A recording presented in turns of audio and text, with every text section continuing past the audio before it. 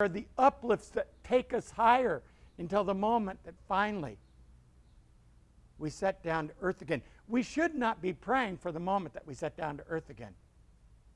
We should be longing to live in the uplift of God's Spirit in everything we say and do, surrendering fearlessly to God. God, how do you want your measure of Christ's gift in my life to be at work? I am here. Lift me up and use me, that your light can shine brightly through me in everything I say and do. The Earth's crust. Now, I talked about the Earth's atmosphere. The Earth's crust is approximately 18 miles deep if you're to take it all the way around the Earth. Underneath the ocean, it's about 3 miles deep in the deepest places. That's where they've tried to drill to what's called the mantle of the Earth. The mantle of the Earth underneath the crust, 1,800 miles deep. That's 84% of the Earth, that 1,800 miles. And then beneath that, the core of the Earth. Now, man, in 1989, there was a huge competition to try to drill into the mantle of the Earth. Never made it. Got about 7.5 miles deep, the deepest hole on the planet Earth in 1989. It's still in Russia.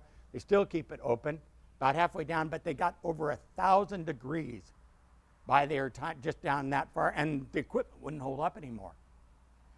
And the deeper they went, the pressure got greater, and it only got hotter. At the core of the Earth, molten nickel, tens of thousands of degrees, constantly moving without gravity. All of that in balance. We live on this amazing planet. All of that's happening right now to 300 miles up, 10 miles up to 1,800 miles down. And how deep do we get in the middle of this miracle? Most of us about 6 feet. And it's the day you die, they'll scratch a little hole in the earth. Someone will put you in it. Me or some other pastor will say a few kind words and set you off. And if as deep as you get in your walk with Christ Jesus is that 6 feet, you have missed out on the miracle.